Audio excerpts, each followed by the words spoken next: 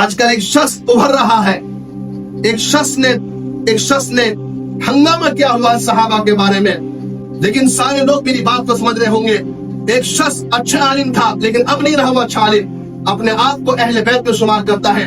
ارے اہل بیت میں تو ابو لہب بھی تھا، وہ اہل بیت ہونے کا یہ دعویٰ کرتا اور کہتا ہے، اور حضرت امیر معاویہ رضی اللہ تعالی عنہم کو فاسق کہتا ہے، فاجر کہتا ہے، باغی اور طاغی کہتا ہے، اور حضرت ابو ہریرہ رضی اللہ تعالی عنہ کو درباری عالم کہتا ہے۔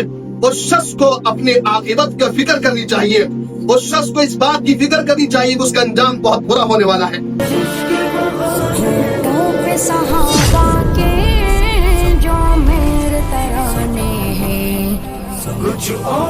اور ایک حدیث میں آتا ہے، اذا رأيتم الذين يسبون اصحابي، کہ جب تم ایسے لوگوں کو دیکھو کہ جو میرے صحابہ کو گالیاں دے رہے ہیں، جب تم ایسے لوگوں کو دیکھو جو میرے صحابہ کو برا اور بھلا کہہ رہے ہیں، ان کو کوئی فاسق اور فاجر کہہ رہا ہے، تو میرے نبی نے حکم دیا ہے، فقولوا، تو تم جواب میں کہو، لعنت اللہ علی شرکم، تمہارے شر پر اللہ کی پھٹکار ہو، اللہ کی لعنت ہو۔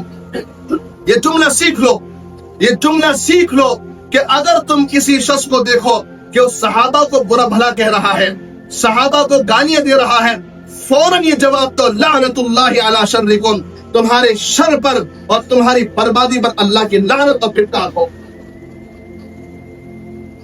تو میرے بھائیوں، ایک مرتبہ میں آپ کے سامنے پھر آپ کو کہہ رہا ہوں، اپنے دلوں میں صحابہ کی عظمت بٹھاؤ، اپنے دلوں میں صحابہ کا مقام بٹھاؤ، صحابہ کی محبت بٹھاؤ۔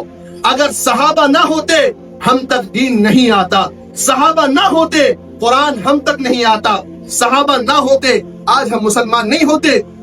ان صحابہ نے جو قربانیاں دی ہیں، صحابہ نے، ارے میرے بھائیوں، مدینہ منورہ میں مشکل سے مشکل 10,000 صحابہ کی قبر ملتی ہے۔ 1,24,000 صحابہ کہاں چلے گئے؟ دنیا میں پھیل گئے، دنیا میں چلے اس دین کو پھیلانے کے لیے۔ کیا قربانی دی انہوں نے؟ اس لیے یاد رکھو کہ اللہ نے سب سے جنت کا وعدہ کیا ہوا ہے۔ ہمارے دل میں ہر ایک صحابی کی عظمت اور محبت ہونی چاہیے۔ محبت کرو گے انشاءاللہ؟ ہاں، ہر ایک صحابی کی